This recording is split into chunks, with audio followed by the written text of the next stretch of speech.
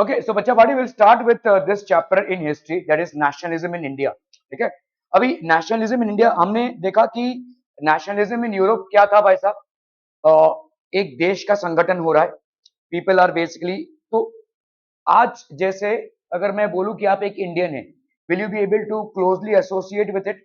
You will be. जैसे आप किन चीजों से एसोसिएट करते हैं? अगर नेशनल एंथम कहीं पे चल रहा हो, आप रुक जाएंगे। ठीक है, अगर आपका यू नो कहीं पे तिरंगा लहरा रहा हो, so that is something that you get connected to as your own country's flag. अगर जैसे आपका ये होता है ना ड्यूरिंग 15th ऑफ अगस्त, वो ऐसे लगाते हैं बहुत लोग और फेंक भी देते हैं, तो आप उसको उठा लेते हैं, because that is something that is concerning your country. ठीक है, so these are things that you get associated with. आज ये आइडेंटिफाई करना, अपने आप को एज एन इंडियन आइडेंटिफाई करना और अपने आप को as a part of India identify करना बहुत आसान है। ठीक है, लेकिन एक टाइम था जब इंडिया इंडिया की तरह एग्जिस्ट नहीं करता था, गांव कस्बों में बटा हुआ था। ठीक है, ये मेरा गांव है, यही मेरी आइडेंटिटी है, मैं इस गांव का हूं, बस इतना ही। ठीक है, उसके ऊपर हमारा कोई आइडेंटिटी नहीं था। आप भले ही आज कामोटे में रहते हो या पंजाब में रहते हो, या भाई साहब आप वेस्ट बंगाल में रहते हो, केरला में रहते हो, कहीं भी रहते हो, first of all you are an Indian. ठीक है, you are an Indian, you are connected to this country call India. ठीक है, but at that point of time it was not easy to get connected. ये पूरा देश चित्रा बितरा था। ठीक है, अलग अलग साम्राज्य थे, अलग अलग राजा लोग थे, अलग अलग नवाब लोग थे, और अलग अलग छोटे छोटे गांव कस्बे थे जिसमें बटा हुआ था, और ये सब लोगों की अलग अलग आइडेंटिटी थी। So it was a massive task to bring the entire force of a nation against the British Empire, to overthrow and drive them out and finally form this nation. ठीक है, on a democratic setup. तो इसी के बारे में हम पढ़ेंगे, nationalism in India. So what is nationalism? Okay, so as you have seen, modern nationalism in Europe came to be associated with the formation of nation states. तो nation states बनने लगे। नेशनलिज्म इन यूरोप जब चालू हुआ तो धीरे धीरे nation states बनने लगे। फ्रांस बना, यूरोप बना, जर्मनी बना, इटली बना। ठीक है, ये सारे कंट्रीज धीरे धीरे बनने लगे। These are called nation states. तो ये जो मतलब नेशन स्टेट्स बनने का प्रक्रिया था या प्रोसेस था, ये एक यूरोप में कन्फाइंड नहीं रहा। इट स्टार्टेड बेसिकली, वो फैलने लगा, it started spreading and it came to India as well. India में भी ऐसे नेशन स्टेट्स बनने लगे। It also meant a change in people's understanding of who they were and what defined their identity and sense of belonging. तो लोगों का ये सब प्रोसेस चेंज होने लगा। ठीक है, अंडरस्टैंडिंग हु दे वेर, क्या थे ये, व्हाट डिफाइंड देयर आइडेंटिटी, आज आपकी आइडेंटिटी क्या है, इंडियन है आप। ठीक है, पहले, and the sense of belonging, that you belong to this nation, ये नेशन पे आप बिलोंग करते हैं। आपको कल को अगर अपने काम के वजह से या अपने बिजनेस की वजह से किसी दूसरी कंट्री में भी गए, but the moment you hear an Indian song getting played, or the moment you hear an Indian flag getting displayed, you automatically and immediately get connected to it as an Indian. You will feel for your country. ठीक है, so that is the sense of belonging. New symbols, तो नए नए symbols के आविष्कार होने लगे, allegories आविष्कार होने लगी, न्यू आइकन्स आने लगे। ठीक है, ओके, न्यू सॉन्ग्स कंपोज होने लगे, new ideas, forge new links and redefine the boundaries of communities. ठीक है, पहले तो न्यू लिंक्स होने लगे, जैसे मारवाड़ियों का एक कम्युनिटी है, जैसे आपका पंजाबियों का एक कम्युनिटी है, so all these communities started getting connected together. ठीक है,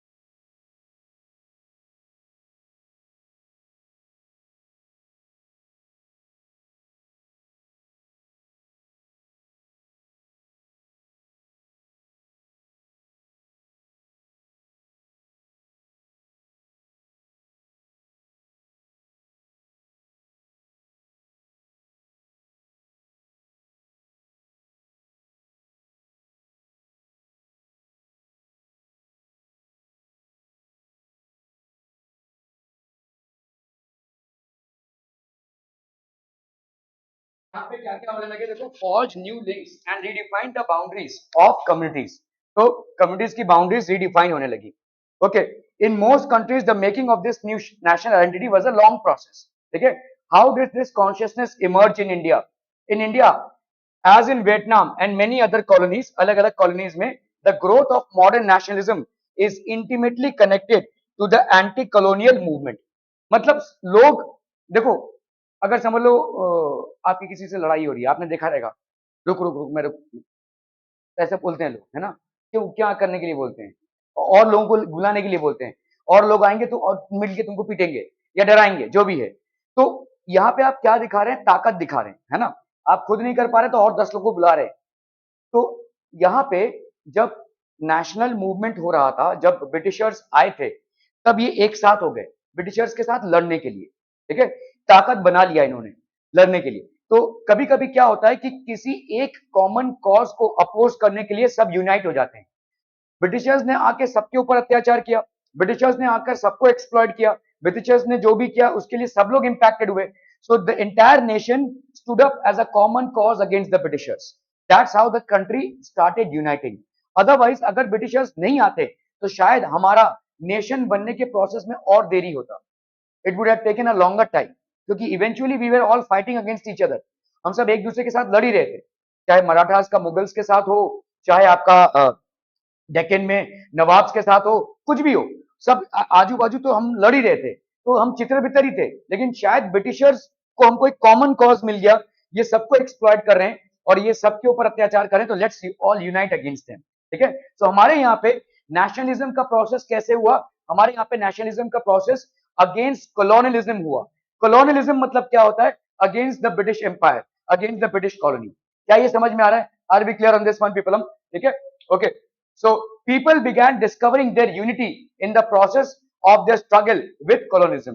तो लोग एक दूसरे से जुड़ने लगे because they were uniting against a common enemy called the British Empire. तो कॉलोनिज्म में एक दूसरे से जुड़ने लगे और यही एक दूसरे से जुड़ने का प्रोसेस नेशनलिज्म का प्रोसेस हो गया। Are we clear? ठीक है, okay. The sense of being oppressed under colonialism provided a shared bond that tied many different groups together. सब लोग oppressed थे, ब्रिटिश रूल से सब लोग oppressed थे, सब लोग impacted थे। ब्रिटिशर्स ने किसी को नहीं छोड़ा था, क्योंकि उनका मेन पर्पस था कि जितनी अच्छे से हो सके इंडिया को लूट लो। ठीक है, और जहां पे भी उनको रिसोर्सेज मिला उन्होंने लूटा। इस लूटने के चक्कर में उन्होंने किसी को मारा, किसी का पूरा राज्य छीन लिया, ये सब प्रोसेस चलता रहा।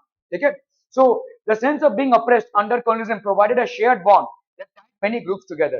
तो बहुत सारे ग्रुप्स को इन्होंने टाई अप कर दिया। ठीक है, ओके।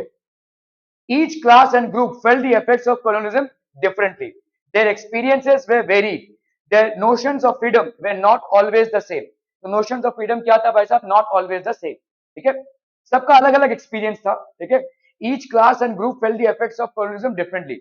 एक बड़ा ऊंचा क्लास था, एक एकदम लोअर क्लास था, तो सब लोगों का कॉलोनिज्म के लिए अलग अलग इम्पैक्ट, ठीक है, एक्सपीरियंस हुए। देयर एक्सपीरियंसेस वे वेरीड, अलग अलग एक्सपीरियंसेस उन्होंने फील किया। Their notions of freedom were not always the same. अलग अलग लोगों के लिए फ्रीडम के मायने अलग अलग थे। जैसे अगर कोई प्लांटेशन वर्कर है, मतलब जो ऐसे टी प्लांट में या कॉफी प्लांट में काम करता है, ठीक है, बड़े बड़े, तो उसके लिए भाई साहब वहां से मुक्ति, उसका फ्रीडम है। ठीक है, वो गांव चले जाए भाई। ठीक है, तो अलग अलग लोगों के लिए उस टाइम पे फ्रीडम का मतलब अलग अलग था, and that is what we will see. ठीक है, the Congress under Mahatma Gandhi tried to forge these groups together within one movement. तो महात्मा गांधी के अंडर में कांग्रेस ने क्या किया? ये सारे ग्रुप्स को एक साथ लाने की कोशिश की। ठीक है, but the unity did not emerge without conflict. लेकिन अंदर ही अंदर लोगों में कॉन्फ्लिक्ट था। ठीक है, ऐसा नहीं कि था कि सारे पॉलिटिकल पार्टी के जो लीडर्स थे, जो भी लीडर्स थे, वो सब आपस में तालमेल खा रहे थे। 10 लोग आएंगे या 50 लोग आएंगे तो कॉन्फ्लिक्ट तो होगा ही। ठीक है, so there were conflicts, there were differences. कोई बोलता था नहीं हम ऐसे लड़ेंगे, कोई बोलता था हम ऐसे लड़ेंगे, ये हमारा उद्देश्य होना चाहिए। सो अलग अलग लोगों के अलग अलग रीजंस और तरीके थे। ठीक है, in an earlier textbook, you have read about the growth of nationalism in India up to the first decade of the 20th century. In this chapter, we will pick up the story from the 1920s and study the non-cooperation and civil disobedience movements. ठीक है, तो हम यहाँ पे अभी क्या पढ़ेंगे? 1920s से स्टार्ट करेंगे and study the non-cooperation and civil disobedience movement. Gandhi ने बहुत सारे मूवमेंट्स चालू किए and in these movements one of the prominent movements was that of non cooperation and civil disobedience. Okay, okay. We will explore how the Congress sought to develop the national movement, how different social groups participated in the movement. अलग अलग social groups ने इनमें participate किया. ठीक है. How nationalism captured the imagination of people. Mass processions on the street became a common feature during the national movements. तो national movement के time पे ऐसे बड़े बड़े जुलूस निकलने लगे, ऐसे बड़े बड़े processions निकलने लगे in order to protest against the government and people started taking part. Okay, तो हमारा पहला जो टॉपिक है वो क्या है? फर्स्ट वर्ल्ड वॉर चालू हुआ. वर्ल्ड वॉर मतलब आपके विश्व युद्ध ये दो हुए थे. एक हुआ था आपका 1914 से लेकर 1919 तक और दूसरा हुआ था 1939 से लेकर 1945 तक. These were two world wars that happened. ठीक है. तो पहला वर्ल्ड वॉर चालू हुआ 1914 से लेकर 1919 तक. इसमें क्या हुआ? ज्यादा करके यूरोपियन कंट्रीज ने पार्टिसिपेट किया. यूरोपियन कंट्रीज ने पार्टिसिपेट तो किया, लेकिन अभी जैसे ब्रिटेन एक यूरोपियन कंट्री था, फ्रांस एक यूरोपियन कंट्री है, ये सब लोग पार्टिसिपेट कर रहे हैं. लेकिन साथ ही साथ अभी इंडिया डायरेक्टली पार्टिसिपेट नहीं कर रहा है, लेकिन India is a part of the British empire, so India also has to participate. समझ में आ रहा है? इंडिया पे इसका डायरेक्ट इंपैक्ट नहीं आ रहा है, लेकिन कैसा इंपैक्ट आ रहा है? जैसे यहां से जितने भी गुड्स प्रोड्यूस हो रहे हैं वो ब्रिटिशर्स लेकर जा रहे हैं, यहां से आर्मीज लेकर जा रहे हैं, यहां से लोगों को लेकर जा रहे हैं. So that is how India is getting impacted. Maybe no bombs were dropped on India. Maybe no casualties happened in India. But Indian people were dragged into the war. Indian products were dragged into the war. तो यहाँ पे production को बढ़ाया गया क्योंकि war में आपको ज्यादा प्रोडक्शन लगता है. In wars you need more production. तो ये प्रोडक्शन ज्यादा लगेगा तो बढ़ेगा. ठीक है. That's how the things were. ठीक है. So the first world war, तो पहला वर्ल्ड वॉर पहुंचा गया. खिलाफत एंड नॉन कोऑपरेशन. तो हम यहाँ पे देखेंगे पहला first world war, Khilafat and non cooperation. Okay, the first world war, Khilafat and non cooperation. तो यहाँ पे in the years after 1990 the national movement spread to new areas. ये नए नए एरियाज में फैलने लगा. ठीक है. So incorporated new social groups. तो अलग अलग सोशल ग्रुप्स इसमें इनकॉर्पोरेट होने लगे and develop new modes of struggle. तो ये नए एरियाज में फैलने लगा. ठीक है. इनकॉर्पोरेट नए नए सोशल ग्रुप्स इसमें पार्टिसिपेट करने लगे. So different social groups started participating in this national movement, developed new modes of struggle. So this basically developed new modes of struggle. Okay? How do we understand these developments? What implications did they have? First of all, the war created a new economic and political situation. एक नया economic और political situation create हुआ था European countries में because first world war had erupted. अभी first world war मतलब क्या है? कोई एक कंट्री किसी दूसरे कंट्री के साथ नहीं लड़ रही है.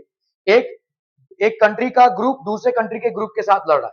That is called a world war. ठीक है. Okay. So who were the countries that were participating? United Kingdom, that is Great Britain, then it was France, Germany, Austria, Hungary जिसको हम बोलते थे, और Russian Empire. All of these were basically participating in the world war. ठीक है. It led to a huge increase in defense expenditure. Obviously बहुत बड़े पैमाने में यहाँ पे आर्मी की जरूरत पड़ी. डिफेंस एक्सपेंडिचर आपका बढ़ गया, which was financed by war loans. तो अलग अलग war loans लेने पड़े भाई साहब, उधारी लेनी पड़ी. ठीक है. Increasing taxes. अभी देखो अगर एक्सपेंडिचर बढ़ेगा तो गवर्नमेंट पैसा लाएगी कहां से? Obviously by increasing taxes on the people. ठीक है. लोगों पे टैक्स का बोझ बढ़ गया. इंडिया पे भी टैक्स का बोझ बढ़ गया. क्यों? क्योंकि India was a part of the Great Britain empire and Great Britain was basically a participant of the war. Custom duties बढ़ने लगे. Income tax was introduced.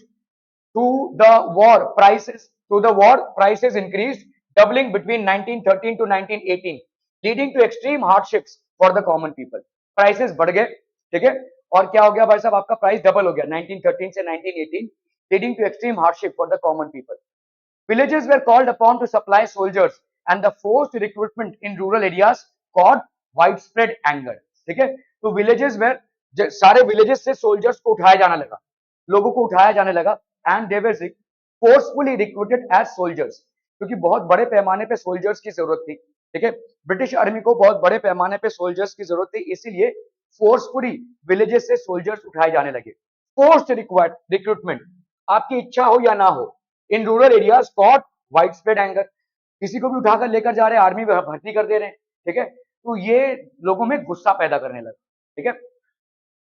A process by which a colonial state forced people to join the army. Then in 1918 to 1990 and 1920 to 21 crops failed in many parts of India. अभी भाई साहब जब आपदा आती है तो बहुत तरीकों से आती है, तब वहां पे क्रॉप्स फेल होने लगे, ठीक है, the crop started failing, there was bad harvest, ठीक है. Then in 1918 to 1990 and 1920 to 21 crops failed in many parts of India resulting in acute shortages of food. खाने पीने के वांदे हो गए लोगों के, ठीक है. मिजरीज और ज्यादा बढ़ गई. This was accompanied by an influenza epidemic.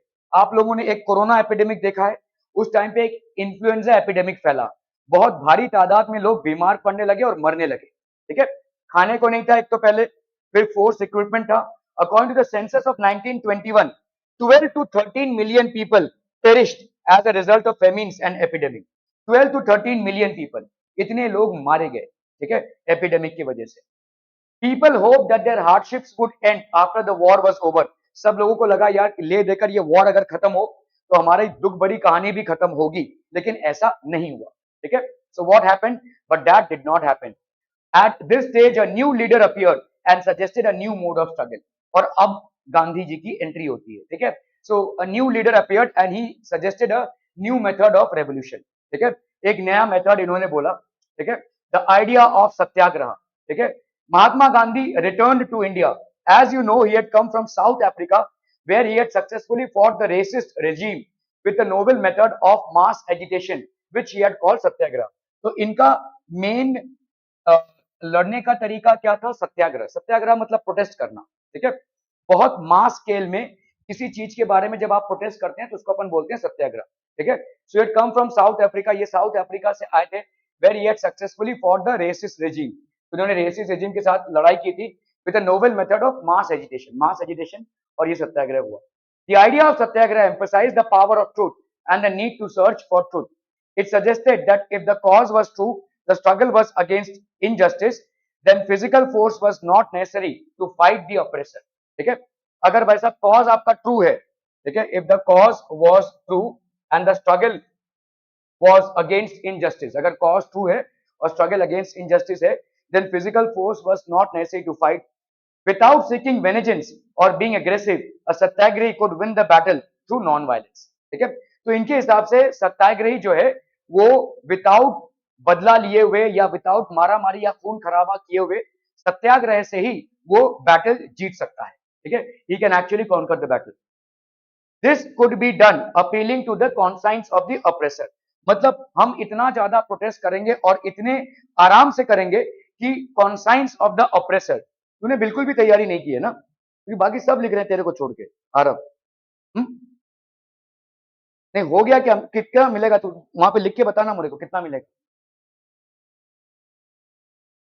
And your rest assured, छोड़ के बस हो गया बस. इसके पहले बाद में मुझे कुछ लिखना ही नहीं है. Why won't I even try the question that I have left off? तुम पूरा 100% आ जाएगा उसमें? नहीं आएगा. This could be done by appealing to the conscience of the oppressor. तो हम यहाँ पे ऑप्रेसर को, कंसाइंस को, मतलब हम इतना ज्यादा अपने आप को एक्सपोज करेंगे, मतलब हम कुछ मारामारी नहीं करेंगे, हम अपने आप का सत्याग्रह करेंगे. और जब वो लोग हमको मारेंगे भी तो उनके कंसाइंस में ये होगा कि यार हम इनको जबरदस्ती मार रहे हैं, बेचारे निहत्ते लोग हैं, कुछ किया भी नहीं, बिगाड़ा भी नहीं है, कोई सिर्फ प्रोटेस्ट कर रहे हैं. तो ये उनको कंसाइंस में, उनके आत्मिक एक चीज को उनको धक्का लगेगा, तब जाकर वो शायद चेंज हो. ऐसा गांधी जी का मानना था, ठीक है. ओके, कोनो question? No. Conscience of the oppressor. जैसे इन्होंने मुझे थप्पड़ मारा, मैंने कुछ नहीं बोला, मैंने दूसरा गाल आगे कर दिया, ठीक है. तो दूसरा थप्पड़ मारने को भी ये थोड़े से तो झिझकिचाएंगे, यार ये कैसा आदमी है, मैंने इसको मारा, इसने उल्टा मेरे ऊपर ना मारा ना गाली दी, उल्टा दूसरा गाल आगे कर दिया कि लो मार लो, ठीक है. तो ये इससे शायद इनके आत्मा को थोड़ा बहुत ठेस पहुंचे कि यार मैं जो कर रहा हूं वो गलत है, तो शायद ये रुक जाए, ठीक है. That is how this battle was fought, ठीक है, सत्याग्रह. देखो आज हम इस चीज का डिबेट कर सकते हैं कि यार हमारे घर में कोई घुस आया है और हम घर के बाहर बैठकर सत्याग्रह कर रहे हैं, भाई घर से निकलो, ठीक है. तो it might seem to be a little stupid. ये तो स्टूपिडिटी है भाई. मेरे घर में कोई घुसा है, मार के भगाओ उसको, ठीक है, लड़ लो उससे, ठीक है, लड़ लो उससे और मार के भगाओ. ये हम आज बोल सकते हैं, वी कैन वेरी कॉन्फिडेंटली से. लेकिन एक टाइम था जब हम ऐसा नहीं बोल सकते थे, लोगों का कॉन्फिडेंस मर चुका था. क्योंकि इतने सालों से उन्होंने गुलामी की थी कि वो गुलाम बन चुके थे। अरे कोई भी आए, हमको तो वही भाई साहब फावड़ा चलाना है, हमको तो वही मेहनत करना है, ठीक है। क्या फर्क पड़ता है कल को कोई और हो, आज इंग्लिशमैन है, कल फ्रेंच वाले आएंगे, दूसरे दिन ये आएंगे, क्या है, हमारा तो जीवन ऐसे ही चलेगा वैसे। ये लोगों ने मान लिया था, समझ लिया था, ठीक है। ऐसे लोगों को अगर मैं बोलूं कि भाई बंदूक उठाओ लड़ना है, नहीं हो पाएगा उनसे, ठीक है। लेकिन ऐसे लोगों को ऊपर लाना, इसीलिए बहुत सारे लोगों ने बाय वायलेंस इस वॉर को फाइट करने की कोशिश की, लेकिन उनसे लोग जुड़े नहीं। फॉर एग्जाम्पल भगत सिंह से लोग जुड़े नहीं, ठीक है। हालांकि उनका तरीका सही था, लेकिन लोग नहीं जुड़े, क्योंकि लोगों को जुड़ने के लिए बहुत स्ट्रॉन्ग कॉन्फिडेंस चाहिए। फाइट तभी कर सकते हैं जब आपके अंदर कॉन्फिडेंस हो। आपका कॉन्फिडेंस ही मरा हुआ है इतने सारे सालों के गुलामी के बाद, तो आप फाइट नहीं कर सकते। इसीलिए गांधी जी फेमस हो गए, गांधी जी का सत्याग्रह फेमस हो गया, लोग उससे जुड़ने लगे, ठीक है। कम से कम एक धीरे धीरे फाइट के मूवमेंट में आ रहे हैं। हम अभी हथियार नहीं उठा सकते, लेकिन कम से कम सत्याग्रह तो कर सकते हैं, ठीक है। सो that is how people started connecting with Gandhi, ठीक है। आज के संदर्भ में कोई ऐसा नहीं करेगा, तो अब लड़ ही लेंगे ना, देखिए आज के संदर्भ में कोई नहीं ऐसा नहीं करेगा। So people including the oppressors had to be persuaded to see the truth. तो देखो भाई साहब सच्चाई क्या है, instead of being forced to accept truth through the use of violence, ठीक है। By this struggle truth was bound to ultimately triumph, ठीक है। ट्रूथ वाज अलाउड, तो धीरे धीरे भाई साहब लोग जुड़ने लगे। तो यहाँ पे एक हमारा डाइवर्स नेशन है, अलग अलग कास्ट के लोग रहते हैं, अलग अलग कम्युनिटीज के लोग रहते हैं, ठीक है। Mahatma Gandhi believe that is dharma of non violence could unite all Indians. After arriving in India, Mahatma Gandhi successfully organised satyagraha movements in various places. उन्होंने अलग अलग जगहों पे सत्याग्रह मूवमेंट्स ऑर्गेनाइज किया, ठीक है। इन 1916 he traveled to चंपारण, ये उनका पहला था भाई साहब, Champaran in Bihar, to inspire the peasants to struggle against the oppressive plantation system. Mahatma Gandhi South Africa में सत्याग्रह में काफी काम कर चुके थे, तो उनको अच्छा खासा एक्सपीरियंस वहां पे मिल चुका था, ठीक है। So in 1916 he traveled to Champaran in Bihar to inspire the peasants. तो ये चंपारण में गए बिहार में, और उन्होंने पीजेंट्स को इंस्पायर किया to struggle against the oppressive plantation system. Plantation system के अगेंस्ट में आप भाई साहब अपना मोर्चा धरें, यू टेक द लीड, ठीक है। उन्होंने लीड किया वहां से। तो ये धीरे धीरे क्या करने लगे, Mahatma Gandhi started taking up the common causes. तो चंपारण में बिहार में उन्होंने देखा भाई साहब झमेला चल रहा है, तो let's go ahead and unify the people. फिर उन्होंने कहां पे आए, in 1917 he organized a satyagraha to support the peasants of the Kheda district of Gujarat. ये गुजरात के खेड़ा डिस्ट्रिक्ट में आए, और वहां पे इन्होंने पीजेंट्स का साथ दिया, ठीक है। तो धीरे धीरे कॉमन लोगों से और उनके कॉजेस से जुड़ने लगे। देखो कैसा है, समझ लो पूरे कामोटे में कचरे का गाड़ी जो कलेक्ट करते हैं वो लोग नहीं आ रहे, कोई रीजन है, ठीक है। लेकिन तुम्हारे बिल्डिंग में पानी भी नहीं आ रहा है, ठीक है, समझो। अभी तुम्हारे बिल्डिंग में पानी भी नहीं आ रहा है, मैं कोई लीडर आता है और बोलता है चलो हम लोग प्रोटेस्ट करते हैं कि कचरे के गाड़ी लेने वाले नहीं आ रहे, ठीक है। तुम बोलोगे यार कचरे उठाना वाले से ज्यादा इंपॉर्टेंट मेरे घर में पानी आना है, ऑब्वियसली मेरा कॉज तो कोई नहीं ले रहा है, तो मैं इनके कॉज में क्यों जाऊं। हाँ ये भी कॉज है कि कचरा कोई साफ नहीं कर रहा है, लेकिन मेरा प्राइमरी तो भाई पानी ही नहीं आ रहा है, ठीक है, वो ज्यादा इंपॉर्टेंट है। तो अगर कोई लीडर आता है जो आपके इश्यू को पहले एड्रेस करता है, नहीं आपके घर में पानी नहीं आ रहा है, let's take up the cause first and then we will protest against the ये कचरे के गाड़ी जो नहीं आ रहे हैं लेने के लिए, उसके अगेंस्ट में हम प्रोटेस्ट करेंगे। तो विल यू देन यूनाइट, तब आप यूनाइट करेंगे। लेकिन मैं सीधा अगर कचरे का टॉपिक पकड़ू, तो आपका पानी का प्रॉब्लम एड्रेस नहीं हो रहा है, तो आप शायद मेरे साथ नहीं जुड़ेंगे, ठीक है। तो गांधी ने क्या किया, गांधी ने देखा कि ये सब छोटे मोटे मुद्दे हैं जिनको लेकर गरीब पीजेंट्स पड़े हुए हैं अलग अलग देश के प्रांतों में, इनको यूनाइट करना है, तो इनका कॉज पहले लेना पड़ेगा। First, we have to take up their cause. Gandhi didn't come here to fight for peasants. Gandhi came to fight for India. ठीक है, to unite India as a nation. ठीक है, peasants का cause उसका एक मुद्दा हो सकता है, ठीक है। तो उन्होंने peasants के cause को इसलिए आइडेंटिफाई किया क्योंकि वहां पे उस टाइम पे इंडिया में ज्यादा करके peasants थे, गरीब peasants थे, और इनका भाई साहब जुड़ना बहुत इंपॉर्टेंट था, ठीक है। So in 1917 he organized a satyagraha to support the peasants of the Kheda district of Gujarat. Affected by crop failure and a plague epidemic, plague epidemic हुआ था, क्रॉप फेलियर हो गया था गुजरात में। गर्मी या पहले के जमाने में क्रॉप फेलियर बहुत आम बात होती थी, थोड़ी बहुत गर्मी हो गई, जैसे अभी देखो आंधी चल रही है, सारा क्रॉप बर्बाद हो गया, इतनी आंधी में पूरा क्रॉप बर्बाद हो जाएगा। आज की तारीख में जैसे हमारे डिजीज रेजिस्टेंट और वेदर रेजिस्टेंट क्रॉप्स निकले हैं, उस टाइम पे ऐसे नहीं थे। थोड़ा सा आंधी या बारिश पूरे क्रॉप को बर्बाद कर देता था। तो अभी यहाँ पे क्या है भाई साहब, आपका प्लेग एपिडेमिक हुआ। प्लेग एक डिजीज होता है जो ज्यादा करके रैट्स से फैलता है, ठीक है। ये रैट्स से फैलता है और ये एक किलर एपिडेमिक है। आज की तारीख में तो इंडिया में प्लेग नहीं होता है, ठीक है। Plague has been eradicated out of India. हमको बचपन में ही इसका वैक्सीनेशन मिल जाता है, ठीक है। So we do not get this disease all through our life. But at that point of time गांव के गांव गायब हो जाते थे, लोग इतने बड़े तादाद में मरते कि लाशों का ढेर है जो जलाया जा रहा है प्लेग में, ठीक है। So this is basically plague. The peasants of Kheda could not pay the revenue and were demanding that revenue collection be relaxed. तो ऑब्वियसली भाई साहब फसल बर्बाद हो चुकी है, उनके लाइफ उनके फैमिली के मेंबर्स मर रहे हैं, ठीक है, प्लेग से, तो नहीं कर पाएंगे वो, इसलिए उन्होंने बोला कि भाई हमको रेवेन्यू से माफ करो, ठीक है, we will not be able to pay the high revenue. In 1918 Mahatma Gandhi went to Ahmedabad to organise a satyagraha movement amongst the cotton mill workers. उन्होंने कॉटन मिल वर्कर्स में, अभी देखो अलग अलग जगहों पे जा रहे हैं, पहले इन्होंने चंपारण में बिहार में पीजेंट्स का केस लिया, फिर उन्होंने खेड़ा डिस्ट्रिक्ट में पीजेंट्स का केस लिया, अभी ये कहां पे जा रहे हैं, अहमदाबाद में जो मिल वर्कर्स हैं उनका केस ले रहे हैं। तो अलग अलग लोगों से वो जुड़ रहे हैं, बड़े बड़े समुदाय के लोगों से वो जुड़ रहे हैं, उनका कॉज टेकअप कर रहे हैं। अगर आप लोगों का कॉज टेकअप करेंगे तो लोग आपसे जुड़ेंगे, तो लोग भी आपके कॉज में आएंगे, ठीक है। सो that's how it started. Indian workers in South Africa marched through Walkrust in 6th of November 1913. Mahatma Gandhi was leading the workers from Newcastle to Transvaal. ये तो आपका साउथ अफ्रीका में है, ठीक है। When the marchers were stopped and Gandhiji arrested, thousands of more workers joined the satyagraha against racist laws that denied rights to non-whites. अभी south Africa में fight भाई साहब, जैसे हमारे यहाँ पे फाइट का रीजन अलग था, वहां पे भाई साहब डिस्क्रिमिनेशन था बिटवीन ब्लैक्स एंड व्हाइट्स। तो व्हाइट कलर के स्किन वाले लोग ब्लैक्स को डिस्क्रिमिनेट करते थे। इनको भाई साहब लाइब्रेरी में जाना अलाउ नहीं है, स्कूल में जाना अलाउ नहीं है, कॉलेज में जाना अलाउ नहीं है, इनको भाई साहब जॉब्स नहीं मिलेंगे, इनको ट्रेन में चढ़ना अलाउ नहीं है, बस में चढ़ना अलाउ नहीं है, कॉफी शॉप्स में एंटर होना अलाउ नहीं है, मार्केट्स में एंटर अलाउ नहीं है। तो इन्होंने ब्लैक्स का कॉज लिया था, ठीक है। वहां पे उनको अरेस्ट किया गया था, लेकिन जैसे अरेस्ट किया गया और भी लोग उनसे जुड़ गए, ठीक है, मोर पीपल ज्वाइंड इट, ठीक है। अभी देखो रॉलेट एक्ट, तो पहला आया आपका Rowlatt act.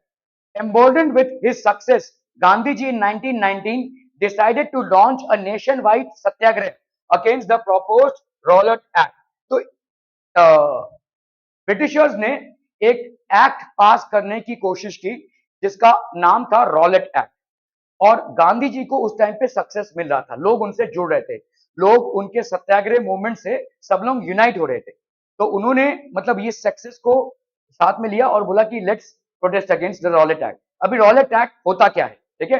This act had been hurriedly passed through the imperial legislative council despite the united opposition of the Indian members. इसको फटाफट पास कर दिया गया था, इंडियन मेंबर्स ने इसका अपोजिशन किया था, लेकिन लेजिस्लेटिव असेंबली में इसको फटाफट पास कर दिया गया। तो ये रॉलेट एक्ट था क्या, it gave the government enormous powers to repress political activities. Government को ये काफी ज्यादा पावर देती थी, ठीक है, पॉलिटिकल एक्टिविटीज को रिप्रेस करने के लिए। Allowed the detention of political prisoners without trial for 2 years। Political prisoners, अगर समझ लो गवर्नमेंट को शक है कि ये ना हमारे अगेंस्ट कुछ कर रहा है, तो इसको भाई साहब जेल में डाल दिया। देखिए आप किसी को जेल में कस्टडी में ले सकते हैं, लेकिन आप किसी को जेल में नहीं डाल सकते। आपके ऊपर केस चलेगा, फिर केस अगर आपके ऊपर प्रूव होता है तब आपको जेल टर्म सर्व करना पड़ता है। जैसे किसी को अगर पुलिस पकड़ के लेके जाती है तो सीधा जेल टर्म नहीं सर्व कर सकती, जब पुलिस पकड़ के लेकर जाएगी तो जेल में डालेगी कुछ दिनों के लिए, फिर उस पर केस चलेगा, अगर वो केस जीता तो वो रिहा कर दिया जाएगा, अगर वो केस हारा तो उसका जेल टर्म होगा।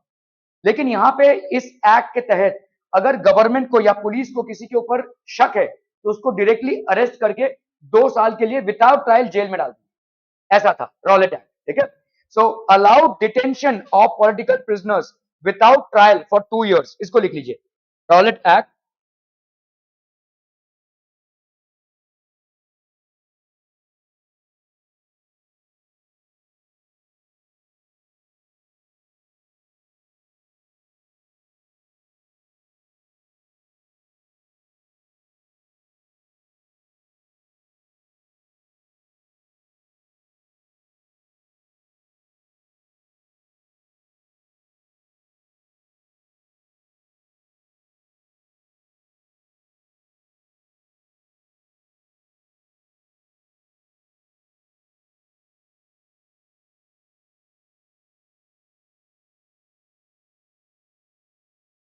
ठीक है, allowed detention of political prisoners without trial for 2 years. Mahatma Gandhi wanted non-violent civil disobedience against such unjust laws, which would start with a हड़ताल on 6th of April. हड़ताल मतलब strike होता है, ठीक है। इनको भाई साहब नॉन वायलेंट अप्रोच चाहिए था, non violent civil disobedience, non violent civil disobedience जो 6th of April को स्टार्ट हो गया। Rallies were organised in various cities, workers went on strike in railway shops. तो क्या क्या होने लगा, अलग अलग सिटीज में रैलीज होने लगी, और क्या, workers went on strike in railway workshops, railway workshops में वर्कर्स स्ट्राइक पे चले गए, ठीक है। शॉप्स वेर क्लोज, शॉप्स को क्लोज कर दिया गया। Alarmed by the popular upsurge and scattered that lines of communication such as the railways, ठीक है, टेलीग्राफ, ये लोगों के माइंड में ना तब ये था कि रेलवेज इसलिए लाया जा रहा है ताकि जो भी प्रोटेस्ट करेगा उसको रेलवे के सामने डाल दिया जाए ताकि कट कर दे उसको, ठीक है, ऐसा लोग सोचते थे। Why is the railways being introduced? अभी तो ऐसे ही बैठा था, अभी सप्लीमेंट चाहिए।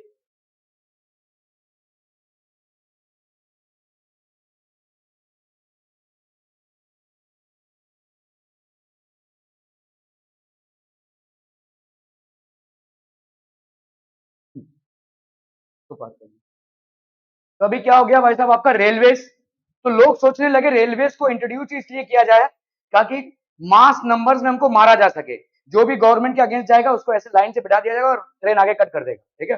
That is what people used to think.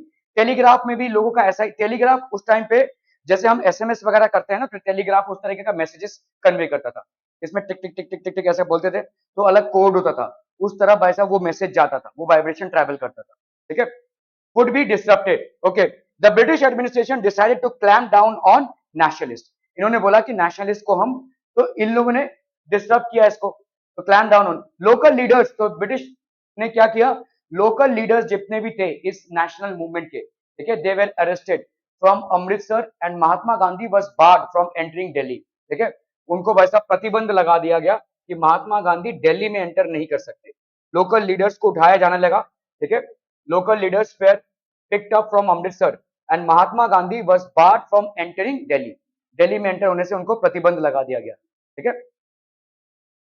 On 10th of April, the police in Amritsar fired up on a peaceful procession, provoking widespread attacks on, ये एक बहुत खतरनाक हादसा हुआ जिसको हम क्या बोलते हैं, जालियनवाला बाग मैसेकर, ठीक है, ठीक है, बैंक, ठीक है, पोस्ट ऑफिस, रेलवे स्टेशन, तो अमृतसर फायर्ड अपॉन, तो आपके बहुत सारे गोलियां चली, ठीक है। Martial law was imposed and General Dyer took the command. तो मार्शल लॉ कैसा होता है कि अगर आपको लग रहा है कि कोई गैर कानूनी गतिविधि हो रही है तो आप सीधा गोली चला सकते हैं, ठीक है। तो military government involving the suspension of ordinary law, तो यहाँ पे आपका मिलिट्री लॉ आ गया, आर्मी लॉ आ गया अभी, ठीक है। ऐसा आर्मी लॉ हो सकता है अंडर इमरजेंसी की सिचुएशन, अंडर इमरजेंसी सिचुएशन पूरा देश को आर्मी लॉ के अंडर आना पड़ेगा, ठीक है। तो ऐसा मार्शल लॉ डिक्लेयर कर दिया गया, ठीक है। Martial law was imposed and General Dyer took the command, General Dyer को कमांड दिया गया, ठीक है। On 13th of April the infamous Jallianwala Bagh incident took place. तो जालियनवाला बाग क्या था, एक बहुत बड़ा एक बगीचा था, एक बहुत बड़ा कम्युनिटी सेंटर था जहां पे लोग इकट्ठा होते थे। बैसाखी का दिन था, 13th of April is basically celebrated as Baisakhi. Baisakhi मतलब फसल की कटाई होती है उस दिन और फसल बेचा जाता है, तो इतने पूरे साल भर जो किसान ने मेहनत किया है उसका पैसा अभी मिलेगा, उसको फल मिलेगा, तो पीपल आर हैप्पी, ठीक है। But they had gathered there in mass numbers.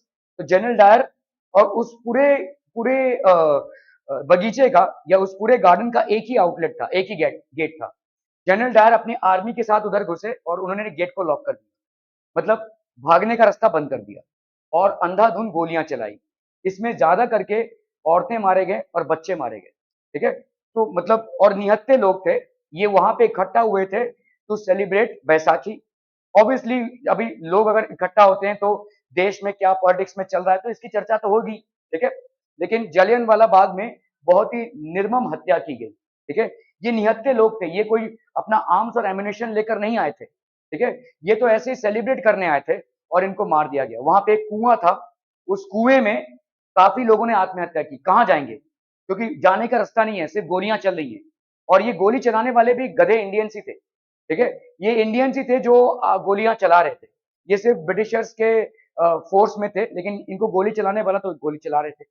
और ये इंडियंस मारे गए, बहुत छोटे छोटे बच्चे मारे गए, और छोटे छोटे मतलब जो एकदम निर्मम पैदाइशी बच्चे हैं वो मारे गए, और औरतें भी बहुत बड़ी तादाद में मारी गई।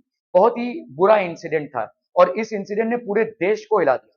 ठीक है, so on 13th of April the Jallianwala Bagh incident happened. On that day a crowd of villagers who had come to Amritsar to attend a fair, fair मतलब मेला समझते हैं, गांव में जो मेला होता है, ठीक है, gathered in the enclosed grounds of Jallianwala Bagh. Being from outside the city, they were unaware of the martial law that had been imposed. अभी मार्शल लॉ ये बोलता है कि आप कोई भी ऐसा सामूहिक तरीके से कोई सेलिब्रेशन नहीं कर सकते हैं, आप 4 लोगों से ज्यादा इकट्ठे होकर बात नहीं कर सकते। तो ये गांव के लोग थे, इनको मार्शल लॉ के बारे में कुछ पता ही नहीं था। ठीक है, some came to protest against the government's new repressive measures. तो कुछ लोग थोड़ा बहुत प्रोटेस्ट करने लगे। इतने लोग जब जमा होंगे किसी मेले में तो थोड़ा बहुत तो प्रोटेस्ट होगा ही। ठीक है, they started protesting. Others had come to attend the annual Baisakhi fair. ठीक है, ये सब होने लगा। हो गया तुम लोग का? हो गया? चलो चलो चलो फटाफट स्टेपल करो और जाओ। ये लो स्टेपलर, स्टेपल करके यहाँ पे रख दो इधर। ठीक है, एंड गो लीव। हाँ हाँ, नहीं उसमें ही करना। चलो स्टेबल कर दो और इधर रख दो। Riot entered the area, blocked the exit points. इन्होंने exit points को block कर दिया, opened fire on the crowd, fire open किया, killing hundreds. His object was to produce a moral effect, to create in the minds of सत्याग्रहीs a feeling of terror. इन्होंने दहशत मचा दी, तब धड़ाधड़ मार दिया लोगों को। ठीक है, so this was a huge massacre that had happened at that point of time. ठीक है, Rowlatt Act Part 2 will start tomorrow. ठीक है,